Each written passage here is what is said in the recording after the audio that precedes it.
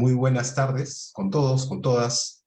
Mi nombre es Iván La Negra y quiero dar la bienvenida a nueva actividad de esta semana que estamos teniendo este encuentro internacional sobre narradores, memorias, sobre todo lo que tiene que ver con la búsqueda de recuperar un periodo tan difícil el cual hemos vivido en el país. Y en esta ocasión estamos con el tercer diálogo, en este caso dedicado a la memoria y el duelo, y es el caso de Martín Rosa Casas, un estudiante, él fue estudiante de la Universidad Técnica del Callao, desaparecido en 1993.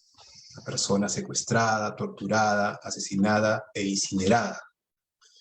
Y para conversar, para dialogar sobre este caso, tenemos la presencia de tres panelistas. En primer lugar, nos acompañará José Carlos Agüero, quien es historiador, poeta, escritor, es un investigador en temas de violencia política y memoria histórica, es un activista de derechos humanos, realizó trabajo de campo en zonas rurales de Ayacucho, para la Comisión de la Verdad y Reconciliación. Además, es autor de Los Rendidos, sobre el don de perdonar, el poemario Enemigo, los relatos Cuentos, Heridos y Persona, y entre otras obras que están relacionadas con el tema de desaparecidos y violencia política en el Perú. También nos va a acompañar en esta tarde Carmen Macías Clauds, psicóloga de la Universidad Nacional Mayor de San Marcos y doctora en psicología de la Universidad Federico Villarreal. Ella es directora ejecutiva de Cedro, expresidenta de Devida, es doctora honoris causa del IFE, profesora emblemática de la EAP de Psicología de la Universidad Norbert Wiener y recibió el premio World of Children por labor en favor de la niñez. También acompaña y completa este panel Ricardo Caro, que es licenciado en Sociología por la Pontificia Universidad Católica del Perú y magíster en Historia por la Universidad Nacional Mayor de San Marcos. Fue investigador, además, para la Comisión de la Verdad y Reconciliación, y actualmente es parte del equipo de la Dirección General de Búsqueda de Personas Desaparecidas durante el periodo de violencia 1980-2000 del Ministerio de Justicia y Derechos Humanos. Entre sus publicaciones destaca Demonios Encarnados, Izquierda, Campesinado y Lucha Armada en Huancavelica, del 2021. Para empezar este espacio de diálogo, vamos a pasar a ver un video de Javier Roca, ¿no? Además padre de la persona que estamos ahora recordando. Adelante, por favor, con el video.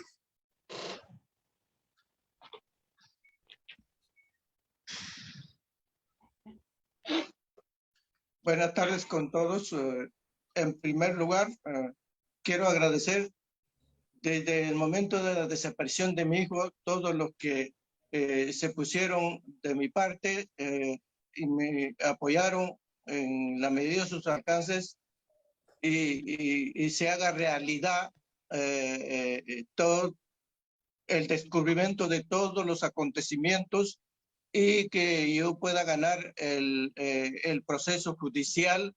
Uno de los horribles casos sucedidos en el periodo de Fujimori y Montesinos, donde está totalmente acreditado bajo documentos y testimonios de los autores materiales, y que en caso de los tres estudiantes de la Universidad del Callao, donde no fueron respetados ninguno de sus derechos ni la Constitución del Perú, y excesivamente cobarde accionar de los gobernantes de esa época y los militares que por un acto de venganza por la desaparición del videocassette del Servicio de Inteligencia de la Marina,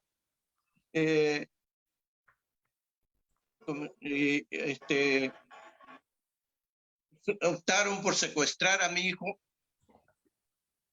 y se sabe por versión del autor material que condujeron al sótano del Sí, utilizando el cuartel del ejército, utilizando toda la infraestructura de ahí para asesinar a inocentes como mi hijo, sin ningún respeto de nada y sin piedad, por acto de venganza. Habiendo ganado el juicio, hasta ahora no hay ningún tipo de reparación ni del juicio ni de otro documento suscrito con la Comisión Interamericana. Por lo tanto, para mí es tan importante el apoyo que está realizando LUM para que muchas personas de diferentes profesiones que estén interesados por conocer todos esos temas dramáticos del Perú, y más que nada para que nunca más ese tipo de acciones se vuelva a realizar. Mi hijo era totalmente inocente, no tenía ningún delito, ningún antecedente malo. Por lo tanto, legalmente nunca pudieron procesarlo. Más de 21,000 secuestrados y estamos sufriendo y buscando justicia. Muchos están muriendo y yo también. Por eso, uno de los aspectos que siempre en las reuniones y ahora también lo que quiero recalcar es que está totalmente documentado, probado, que a mi hijo lo secuestraron, lo llevaron a un sótano del Servicio de Inteligencia del Ejército, donde torturaron, asesinaron e incineraron. No dejo de agradecer a todos los que se ponen de mi lado y están apoyando y que es muy necesario, como repito, que conozca la generación joven. Ese es uno de los principales objetivos de nuestra lucha.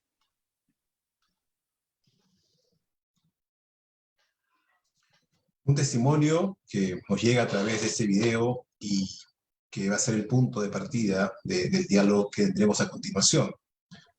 Vamos a tener 3 rondas en las cuales los 3 panelistas nos darán su visión, ¿no? A partir de este caso que estamos ahora tocando. Entonces, para empezar con este panel, cedo la palabra por espacio de 10 minutos a José Carlos Agüero. Adelante, José Carlos, por favor.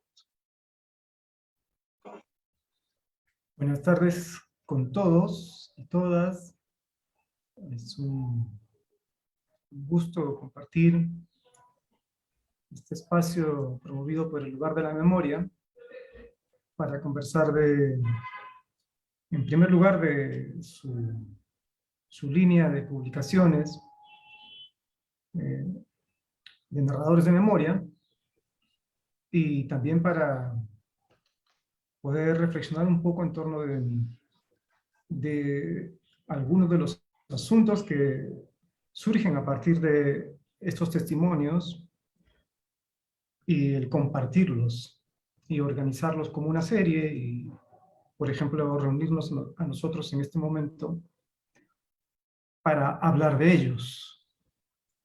En este caso nos congrega, nos reúne un caso bastante reconocido, emblemático, como es el de la desaparición de Martín Roca, que además está vinculado a otros, como el de Kenneth Ansualdo,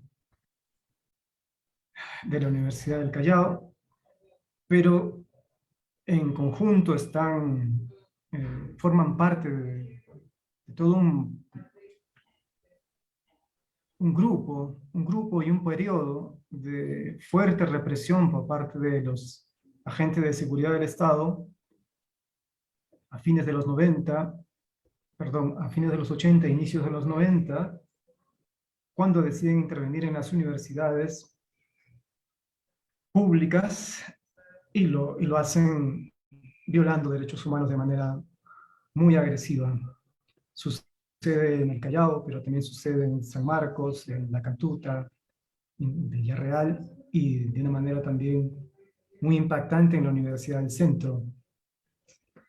Entonces es en este marco de represión hacia la universidad y los estudiantes organizados que se produce la detención arbitraria, el seguimiento policíaco abusivo, la desaparición, la negación del paradero y luego la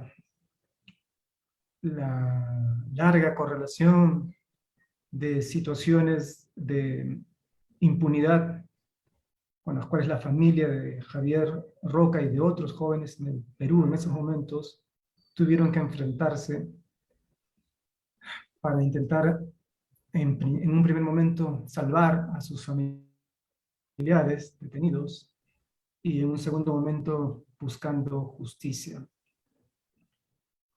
En el texto que ha compartido, que está editando El lugar de la memoria, donde se puede sentir la voz de tanto del padre de Martín, del señor Martín, del señor Javier, un luchador tan importante para todos, un activista a quien muchos apreciamos, y también de la señora Ricardina, encontramos muchos elementos muchos elementos que para mí son útiles para reflexionar en conjunto. En primer lugar, aprecio el esfuerzo de todos los concernidos en esta experiencia por aportarnos más que solamente el testimonio y la denuncia del hecho sufrido, de la desaparición.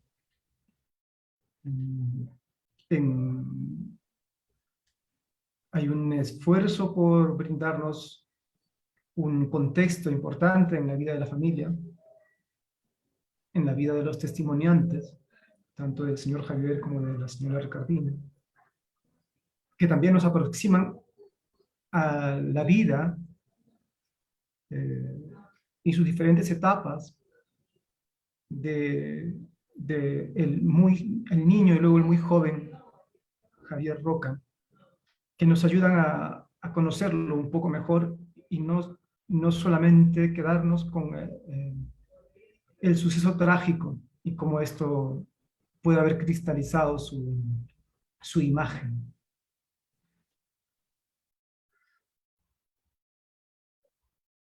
Que además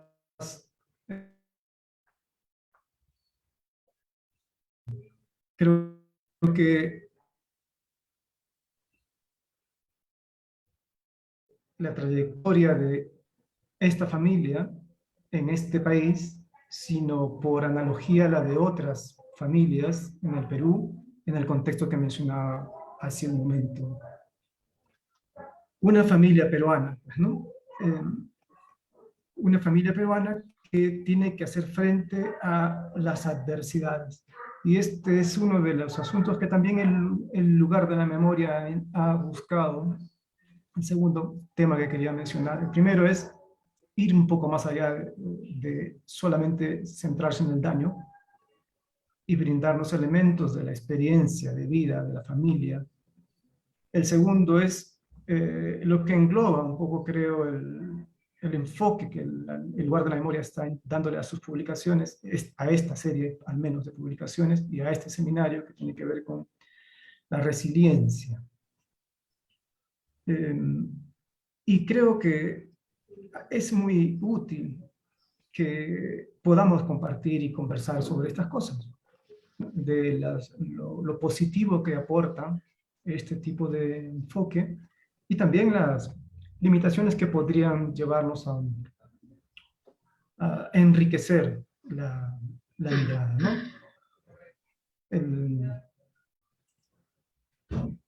Creo que una de las cosas fuertes, impactantes que que va acumulando el testimonio del señor Javier y de la señora Ricardina a lo largo de sus páginas es una enorme cantidad una cadena de desventajas y adversidades que se acumulan, pero que al mismo tiempo están como un piso, y que luego van a incidir o van a tener algún grado de intervención, creo, en la manera en que desarrollan su actividad de defensa de derechos humanos, su activismo, y la forma en que van a intentar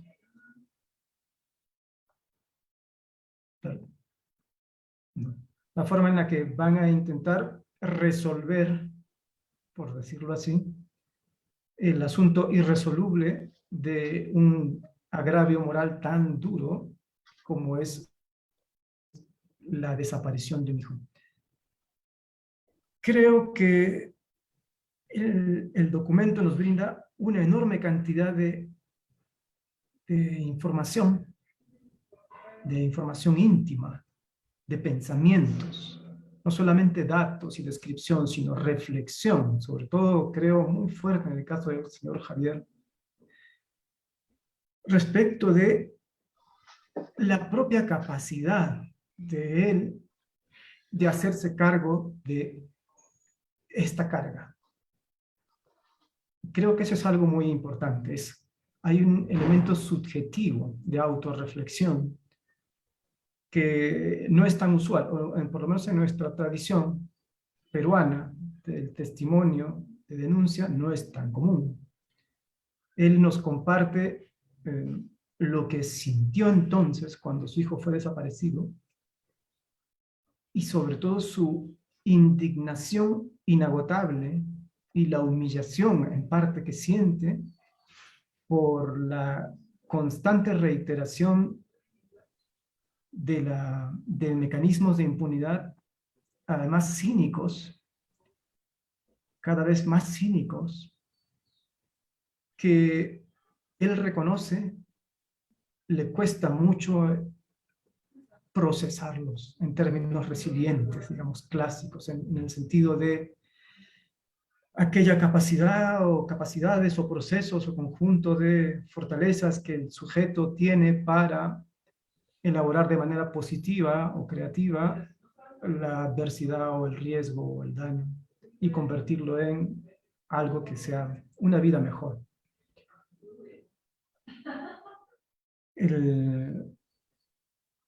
Creo que este documento es muy interesante, muy fuerte, porque creo que ayuda a pensar los límites de esa exigencia, de esa autoexigencia, de la autoexigencia individual para hacerse cargo del alivio. Creo que el enfoque de resiliencia puede enriquecerse siempre y cuando no desplace por completo la responsabilidad de la superación, vamos a decirlo así, de la superación de lo sufrido, del contexto, del entorno político, de la institucionalidad, de las tradiciones que pesan en los colectivos y del Estado.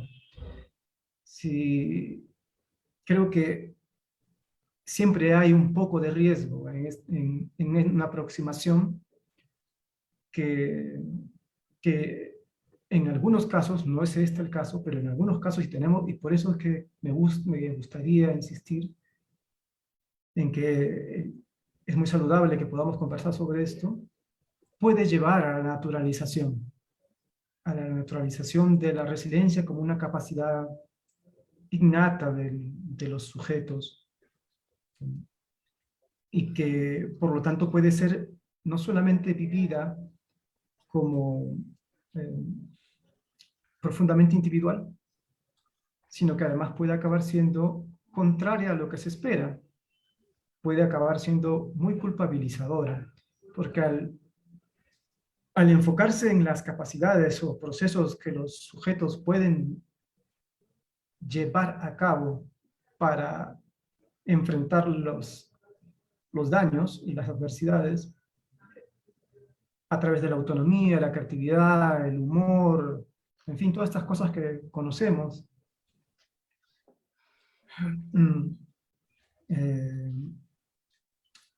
pueden llevar a hacernos olvidar algo que creo que es importante, y es que esas condiciones de resiliencia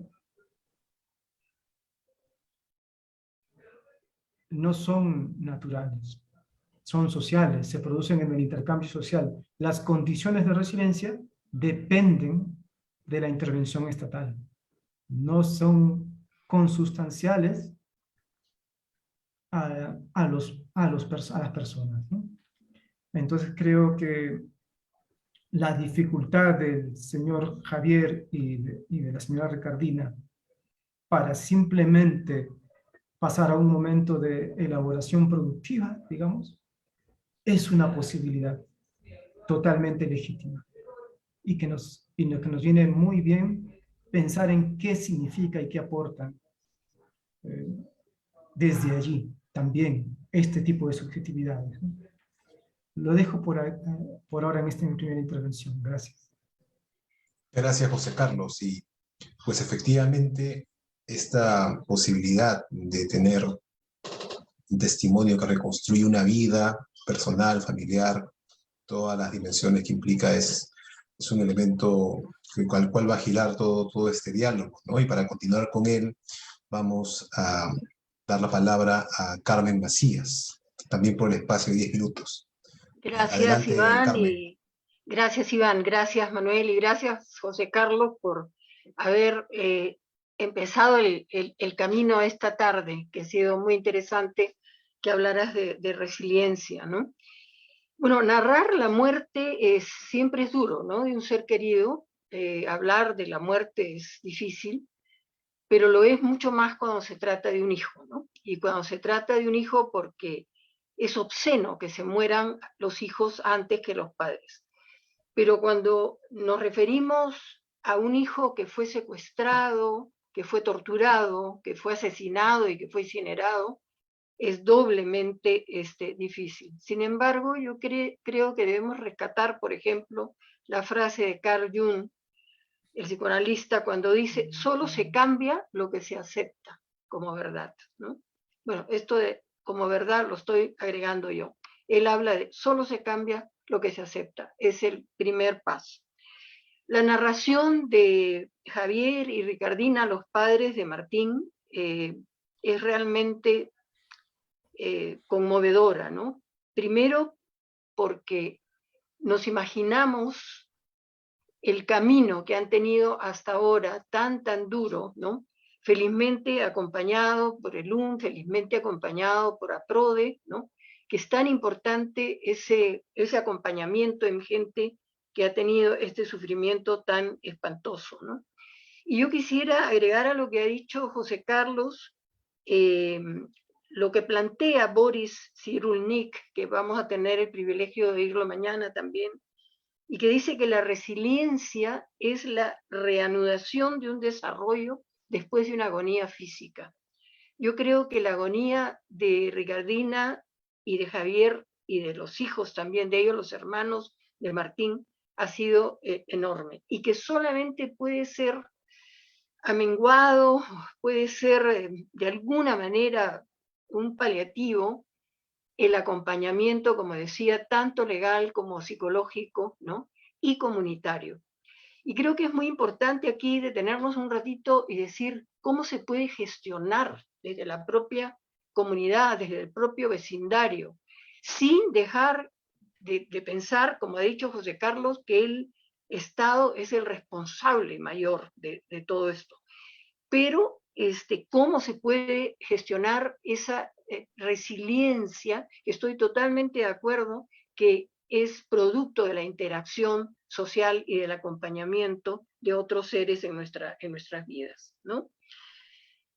Nos preguntamos además cómo podemos transmitir la verdad, una verdad tan obscena, de una violencia extrema, dolorosa, y sin embargo, cómo transmitir esa verdad con empatía, con piedad incluso, y con un acompañamiento a las víctimas, a las víctimas familiares, que son también, al igual que los que fueron torturados y asesinados, víctimas, ¿no?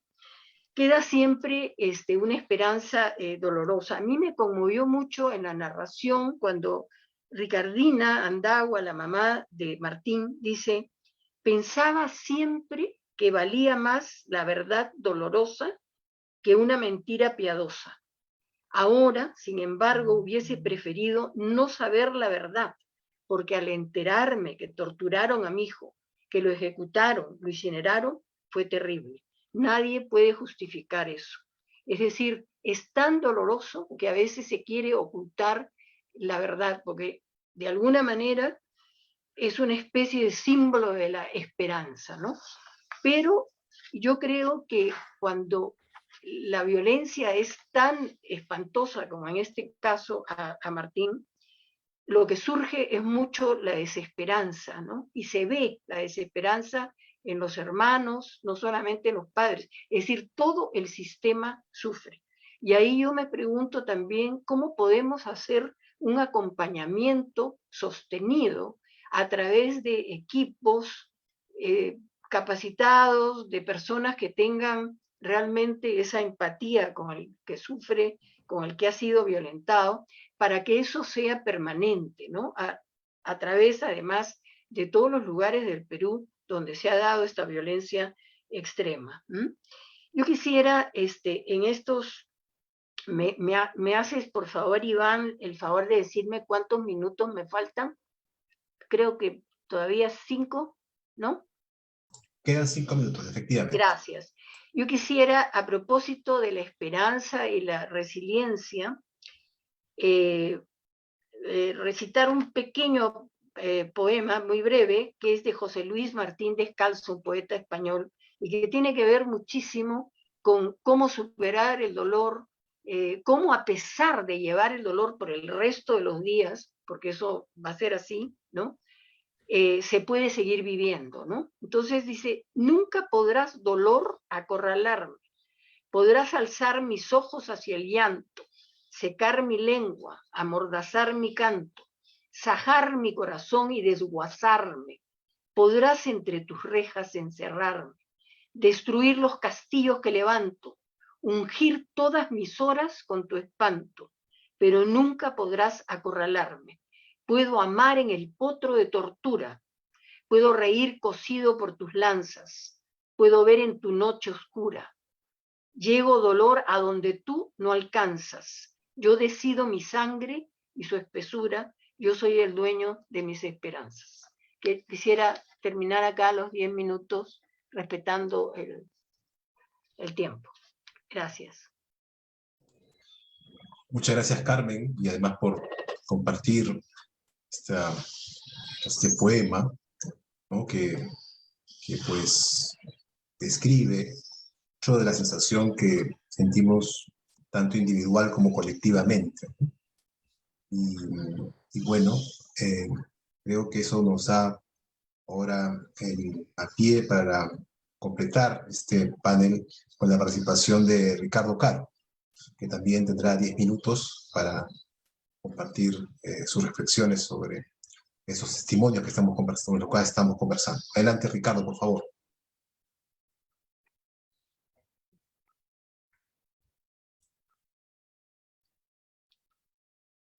El micro, por favor, Ricardo. Gracias, Iván. Bueno, agradecer la invitación al 6º Encuentro Internacional del LUM y a la lectura de este relato de los padres de Martín. Yo quería recoger también un poco de lo que ya se ha dicho y sumar algunas reflexiones, ¿no? Como ya ha señalado Carmen, es un relato que a mí también me ha conmovido y que me ha suscitado varias lecturas, ¿no? Es un relato donde hay varios relatos implicados, ¿no? Y yo veía ahí un relato, digamos, grosso modo, de un relato de resiliencia, pero una resiliencia cargada de valor, un relato de valor, un relato de crecimiento también, y un relato de conciencia, ¿no? Hay una perspectiva que como creo planteó de algún modo José Carlos, una perspectiva que nos implica a todos, ¿no? En esta historia familiar, alrededor del secuestro, la tortura y el asesinato de Martín, hay una historia que nos suma a todos, ¿no? Esta historia de viajes del padre de Martín, desde Yanama, desde su comunidad, desde su pueblo, hasta Lima, ¿no? Que es como empieza el relato. Es un relato de viaje, es un relato de crecimiento, ¿no? Donde en el camino se encuentra con la señora Ricardina, funda un hogar y plasman una promesa de desarrollo, de crecimiento, de futuro, como dice expresamente en algún momento, o en más de un momento, el relato de los señores, ¿no? Es un relato estimulante, ¿no? Realmente es una evocación de una memoria colectiva en la que muchos nos podemos identificar, ¿no? Es la experiencia del migrante, de nuestros padres, de nuestros abuelos, en su camino en este caso hacia Lima, pero en el camino hacia ese horizonte de desarrollo y de progreso que se proyecta en los hijos, ¿no? Que van a venir. Y hay varios elementos allí en esa primera etapa de este gran relato familiar, ¿no? Que tiene que ver, por ejemplo, con la escuela, ¿no? La experiencia de haber estado en esos años 40 del siglo pasado, pues en una escuela donde la experiencia bilingüe estaba tan acendrada, tan arraigada, ¿no? Donde se aprende el quechua, se aprende el castellano y se lo trae hasta Lima, ¿no? De hecho, el mismo Martín, cuando tiene la oportunidad de vivir una temporada.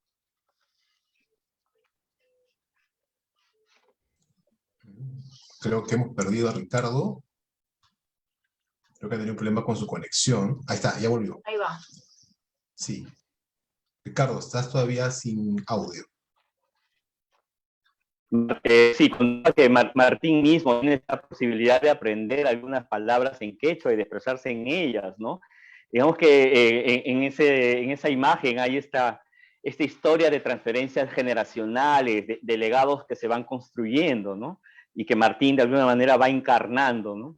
Está pues esta etapa ya en la ciudad, ¿no? Donde se funda una suerte de pactos, en un pacto ciudadano, ¿no? Donde el papá de Martín es pues durante los largos años que trabaja en una fábrica textil, es dirigente sindical, y si algo señala varias veces en su relato son los principios, son los valores, es la moral con la que él ejerce este cargo de representación.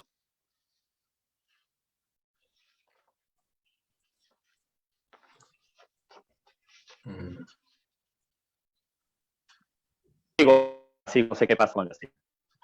Esta experiencia sindical del padre de Martín, que de alguna manera que lo marca a él mismo, a Martín, que al momento de desaparecer ejercía pues un cargo también de representación en la Federación de Estudiantes, ¿no? Entonces hay pues esta serie de relatos dentro de este gran relato familiar que en el fondo finalmente se convierte en un relato de búsqueda de justicia, ¿no? Y se transforma en este relato de búsqueda de justicia por la ruptura de esta suerte de pacto que hay entre esta inicial historia familiar y lo que finalmente encuentra en la ciudad, ¿no? Y en su experiencia y en su relación con el Estado, ¿no? Lo que el señor Javier ha llamado en algún momento la decadencia política del Estado, que finalmente los engulle, los entierra en su pesadilla, en lo que finalmente fue esta suerte de catástrofe, ¿no? biográfica, familiar con la desaparición de Martín, ¿no? En ese sentido es un relato de conciencia, ¿no? Porque a esa historia inicial del señor Javier, donde pues él crece, funda familia con la señora Ricardina, fundan una familia y construyen un futuro a partir de hacerla, de tener los 4 hijos que tienen, cuando todo en medio de la vorágine del país, cuando todo apuntaba pues a un horizonte de continuidad, de progreso, pues finalmente la historia los atrapa también, ¿no? La historia del Perú de entonces, de los años 80, ¿no? No pueden escapar a la decadencia del Estado, ¿no? A esta ruptura del vínculo que había entre peruanos y el Estado, ¿no? Y es el momento del trauma también, ¿no? El de la desaparición de Martín, ¿no? No sé cuánto tiempo me queda, Iván. ¿Aún queda un par de minutos? Un par. Sí, no es esta una historia de redención, ¿no? Es una historia es un relato de lucha que tiene que ver con los enormes desafíos que va enfrentando la familia con esta construcción resiliente del futuro, ¿no? Y del presente en el que están ahora, ¿no? Hay pues estos 2 grandes momentos en el relato, ¿no? El de la historia, digamos, progresiva de la familia y luego este quiebre, el año 93, y esta segunda etapa que está marcada por trascender la justicia también, ¿no? Finalmente con las rupturas y el comienzo de ciertas reconciliaciones, ¿no? Bueno, lo dejo ahí para continuar conversando. Gracias. Gracias, Ricardo. Pues hay, ¿no?, muchas dimensiones en los testimonios, ¿no? La relación de la familia con un Estado, pues con todo lo que nosotros conocemos, trae con debilidades y con vicios, ¿no?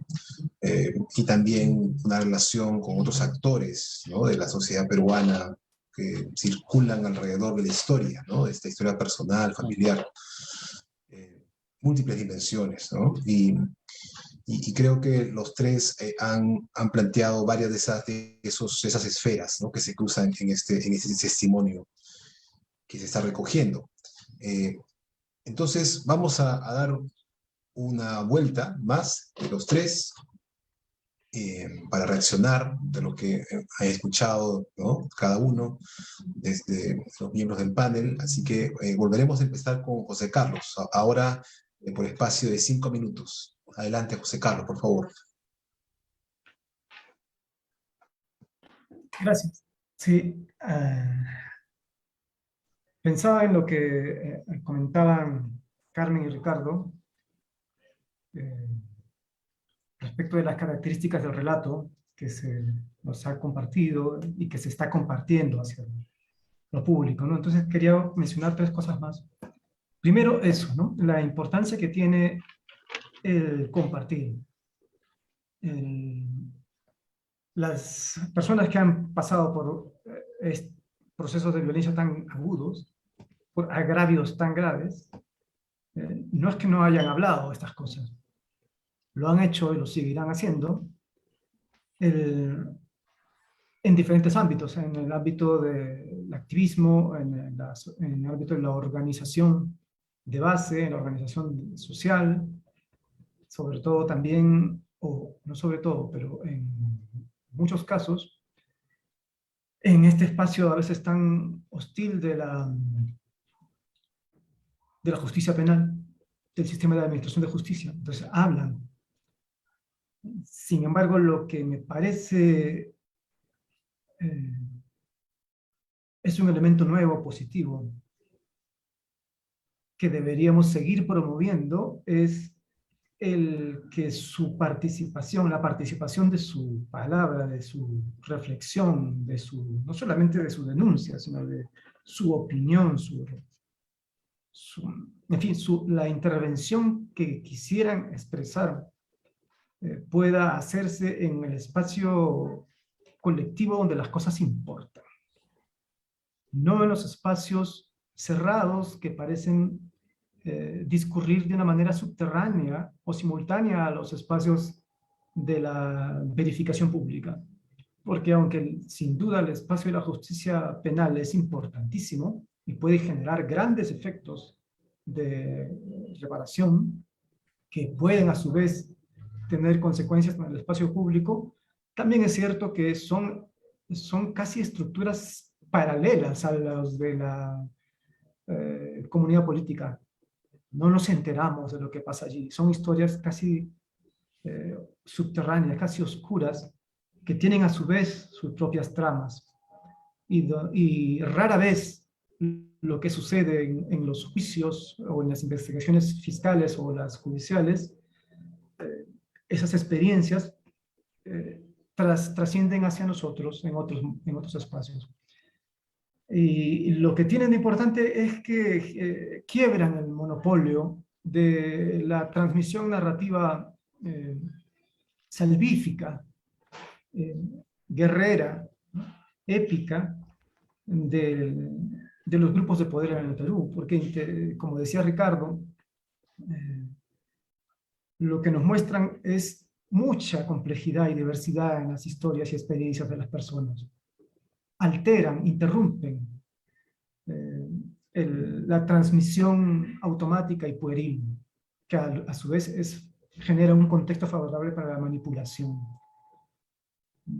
Entonces, esa es la primera cosa que quería mencionar. La aparición, la incorporación cada vez más, ojalá pudiera darse el caso, de documentos con esta complejidad. En segundo punto, tiene que ver justamente con lo que nosotros podemos hacer con los documentos, con el archivo, digamos, el archivo, la palabra, la participación. Es muy difícil y es un reto, y no debemos de evadirlo solamente porque sea difícil de decir. El trabajar, el vincularnos de manera creativa y política con el testimonio. El testimonio tiene una enorme carga simbólica y afectiva, emocional, cara, íntimamente relacionada con la identidad de quien lo da, y por lo tanto, casi siempre genera una parálisis respecto del aparato crítico de los que lo reciben, como nosotros, los que en algún momento tienen que comentarlo. Lo que nos produce muchísimo una escucha pasiva. La palabra, lo cual es muy positivo también.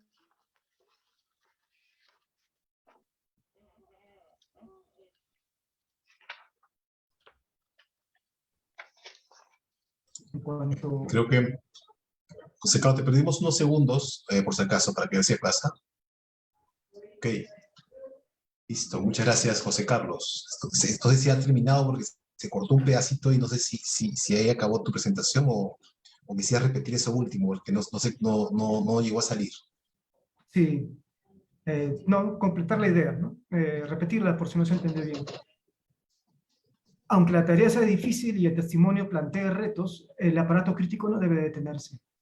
Creo que una manera creativa, productiva, de romper esa dificultad de vincularnos al testimonio es que contenga autorreflexión, así que participe de la experiencia crítica también quienes nos lo brindan, ¿no? Y para eso hay que generar condiciones para que eso ocurra. Tenía algo más que mencionar, pero creo que para respetar el tiempo lo dejo ahí. Gracias. Gracias, José Carlos. Recordar además que si alguno de los que nos sigue en la transmisión en Facebook o aquí en Zoom tuviera alguna pregunta, lo puede usar el chat de cualquiera de esas dos plataformas para alcanzarnos sus interrogantes a cualquiera de los panelistas. Y habrá un tiempo al final para dar respuesta, ¿no?, a estas interrogantes. Entonces, ahora cedo la palabra a Carmen Macías, por favor, también 5 minutos. Gracias, Iván. Quisiera decir que todos somos en parte, digamos, somos la experiencia de los anteriores, ¿no? Somos una experiencia acumulada de los anteriores. Y que eso nos permite además valorar este proyecto de narradores y valorar, por supuesto, la narración de los padres de Martín, porque nos confronta, digamos, con algo ético. Es una narración ética. ¿Por qué? Porque nos hace ver el pasado y nos hace cuestionarnos y preguntarnos cómo podemos modificar aquello que ha sucedido, ¿no? Y de esa manera repensar la vida, ¿no? La justicia, la esperanza, ¿no? De reanimar la justicia para que sea no solamente para las mayorías, sino específicamente en este caso para las minorías, ¿no? Y yo quisiera rescatar también algo que me conmovió, que es que Ricardina cree en Dios, ¿no? Cree entonces que reanimar la justicia terrenal no basta, sino que hay una resurrección, ¿no? Y yo me permito entonces contarle a Ricardina lo que hizo un papa que fue Juan Pablo II frente al campo de exterminio de judíos en Mauthausen, en Polonia, ¿no? Habló a los muertos frente a sus tumbas, pidiéndoles perdón por el holocausto.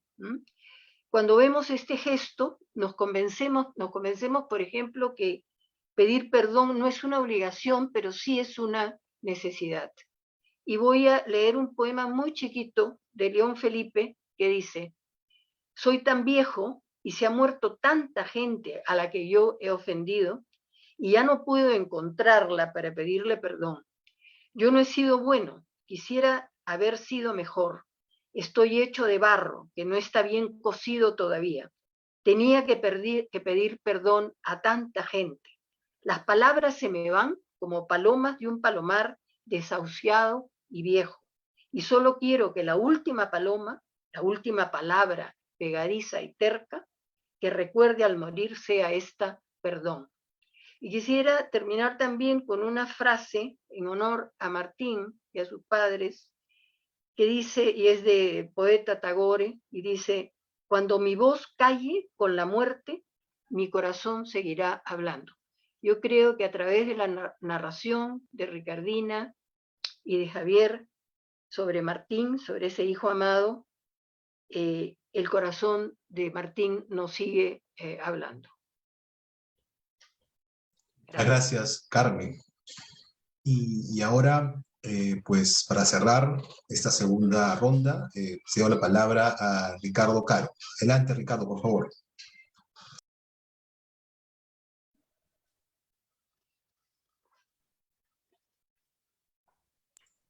Creo que el micrófono está apagado otra vez, Ricardo.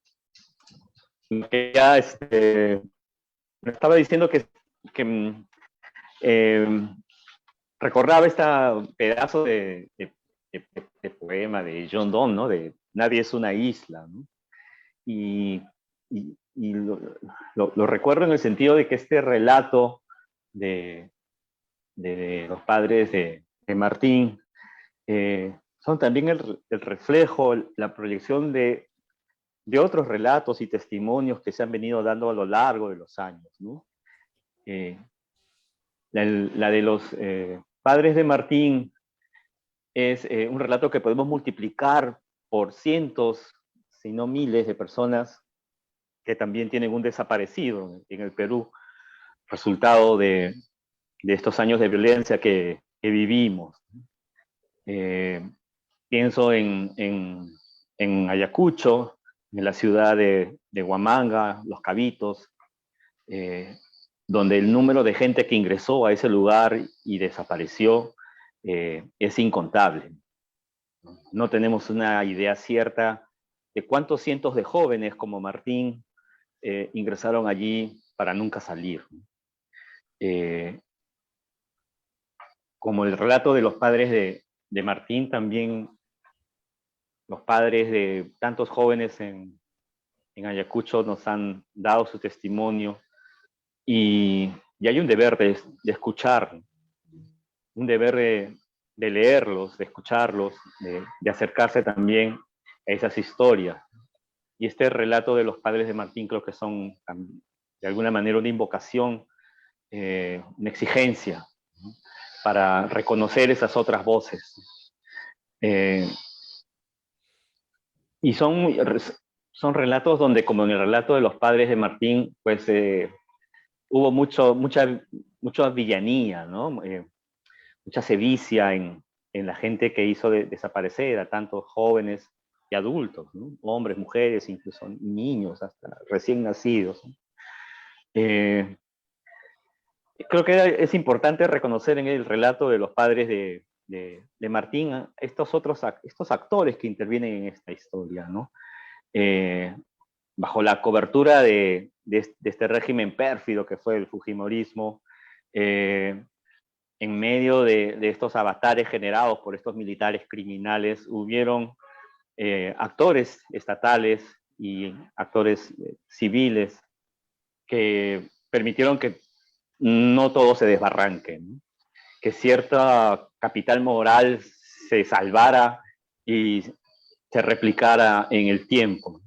Y creo que relatos como el del señor Javier y la señora Ricardina contribuyen a darle vida y perspectiva a este capital moral que se ha salvado, que lo podemos recrear, a partir del cual además el discurso crítico debe basarse, ¿no? Creo que, bueno, eso sería mi intervención ahora, no quiero cederme de tiempo. Gracias, Iván. Gracias, Ricardo. Al final del testimonio, del texto, hay algo que uno cuando escribe un libro, ¿no?, lo pone a veces al inicio, que son los agradecimientos, ¿no? Pero en este caso, más que agradecimientos sobre el texto, es un agradecimiento que está vinculado al relato y a la historia. Es decir, es un agradecimiento a las personas que en los momentos más difíciles ayudaron a esta familia a salir adelante. Y así como hay historias desgarradoras y mucha tristeza cuando uno lee con frustración cómo se comportó la sociedad y el Estado ante casos como este, también encuentra esperanza cuando mira que también otras voces, inclusive en los momentos más duros, inclusive dentro del Estado, decidieron ponerse del lado de los que veían como los más débiles o los más necesitados de apoyo en esos momentos tan difíciles. Pero al mismo tiempo hay un reclamo, ¿no?, que me parece, no quisiera dejarlo de lado, porque es un reclamo bien concreto, ¿no?, cuando se dice la Universidad del Callao debería tener un lugar de la memoria. Y digo que es un reclamo simbólico, ¿no?, porque cuando uno revisa ese texto, en mi caso, por ejemplo, también soy hijo de migrantes que veían en la inversión en la educación y en la esperanza de que el hijo acabara una carrera todo un símbolo de progreso, ¿no? Y eso, pues, te conmueve, ¿no?, porque le está pidiendo algo que era un símbolo de alegría en su momento, que los acompañe también en el momento del dolor, ¿no? Yo quisiera ya invitar a personas que nos están viendo a revisar ese texto, ¿no? Y quisiera hacer una pregunta que es la que nos ha llegado por las redes, una pregunta para los tres, para además puedan también hacer sus palabras finales con ello.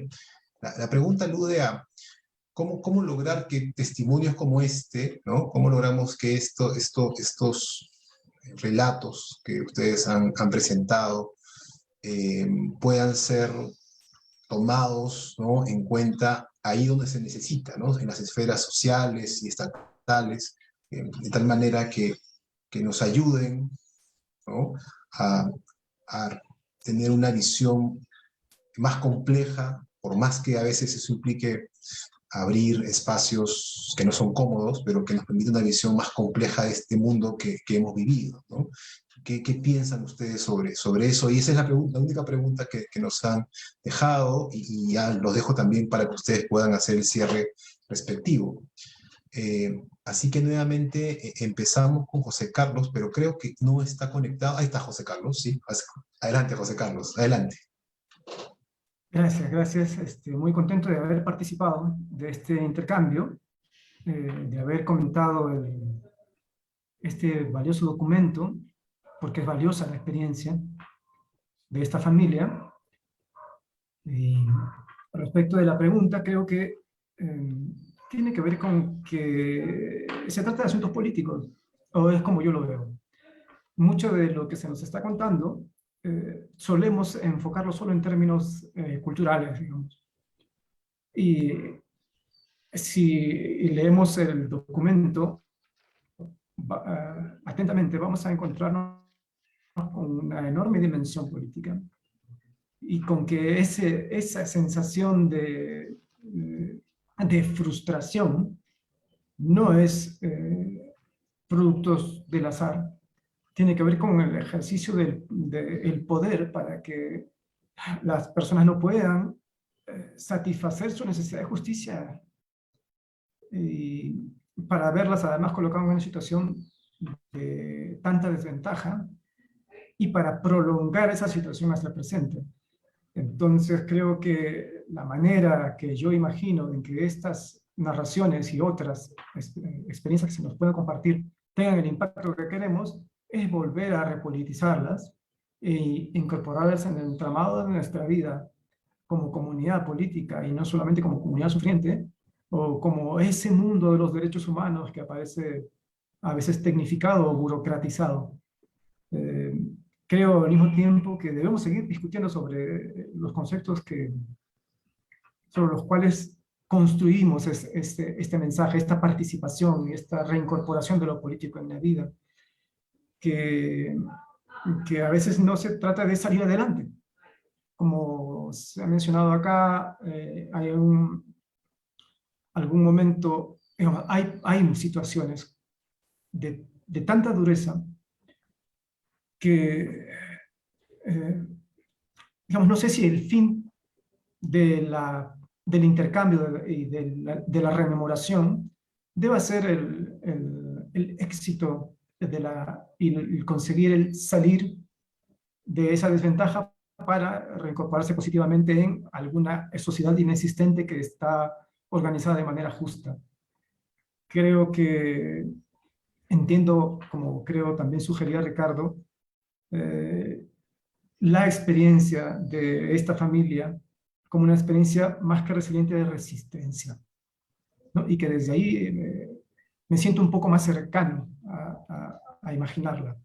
Claro que incorpora elementos individuales porque no existiría la acción comunitaria, es decir, que cada individuo no hiciera posible que estos dispositivos funcionaran. Pero lo entiendo más así y ojalá que podamos seguir intercambiando sobre estos asuntos. Gracias. Gracias, José Carlos. Carmen, por favor. Sí es verdad que lo que plantea José Carlos de que es algo político y que obviamente por ahí también obviamente tiene que venir el cambio. Yo sí creo que el rol de la sociedad civil es importantísimo, ¿no? Para sensibilizar. La otra cosa que me gustaría decir es que no hay que ir solamente a los convencidos, ¿no? Sino entrar, como decía Iván, a veces de manera incómoda, a sectores donde hay que tener narrativas muy veraces, pero también con un cierto equilibrio para poder ir penetrando también el cambio, ¿no? Un cambio de mentalidad donde actualmente hay vidas que valen menos, ¿no? En el Perú, ¿no? Yo creo que también es una cuestión no solamente política, sino es una cuestión de gestión. O sea, hoy día tenemos más conectividad, hoy día tenemos redes, hoy día tenemos posibilidades de llegar a mucho más lugares que antes. Y yo creo que hay que atacar en el sentido mejor de la palabra, por todos los frentes, ¿no? El frente de educación desde los niños, el frente de salud mental, etcétera. O sea, a la gente también hay que venderle el paquete de manera donde vaya aceptándolo. Y esto es un proceso, ¿no? Esto es un proceso, más allá de la extraordinaria labor que ha hecho la Comisión de la Verdad que hace el LUN, que hacen los organismos que están directamente en esto, ¿no? Pero tenemos que darnos cuenta que esto es un proceso de cambio de mentalidad, ¿no? Para que no se repita, ¿no?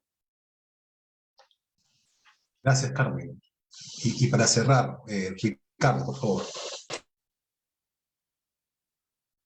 Sí, sí, de acuerdo con lo que menciona Carmen y lo que sugiere José Carlos, ¿no?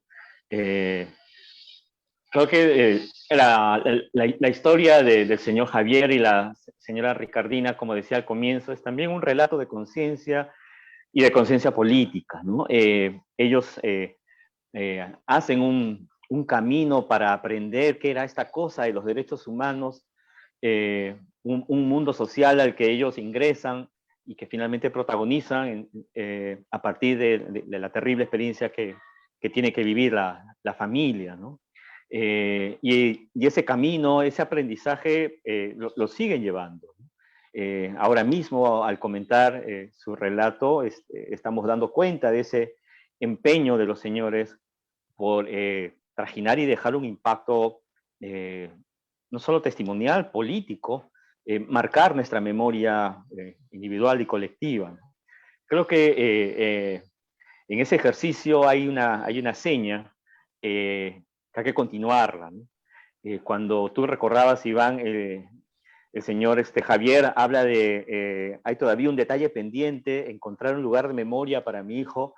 Creo que podemos amplificar esa idea, ¿no? Hay un detalle pendiente que nunca va a terminar, que es el de continuar construyendo lugares de memoria, prácticas de memoria, transferencias de memoria, que no se agotan con la mera justicia transicional o la jurídica, etcétera, ¿no? Sino que, como mencionaba Carmen, supone muchos frentes en los que intervenir, ¿no? Eso. Muchas gracias, Ricardo. Pues, en primer lugar, quisiera agradecer a los tres, a Carmen, a Ricardo y a José Carlos por habernos acompañado en este tercer diálogo. Invitar a todos a leer ese testimonio de la serie Narradores de Memorias, en este caso un testimonio de Javier Roca Obregón y de Ricardina Andagua González, cuyo nombre es Martín, ¿a dónde te llevaron? También quisiera agradecer a Lu por la oportunidad de haber conducido este tercer diálogo de este encuentro, sexto encuentro internacional, Narradores de Memorias, Memoria, Resiliencia y Posmemoria. Y también invitarlos a unirse al próximo diálogo, al número 4. En este caso va a estar dedicado al tema del caso Soras en Ayacucho, Sucre. Entonces, pues están todos cordialmente pues invitados a unirse también a esa esfera, a ese espacio de diálogo que vamos a tener más adelante. Así que, pues muchas gracias a todas, a todos quienes nos han acompañado durante esta tarde en este diálogo y pues de mi parte muy agradecido por todo. Hasta muy pronto. Gracias, Manuel. Gracias.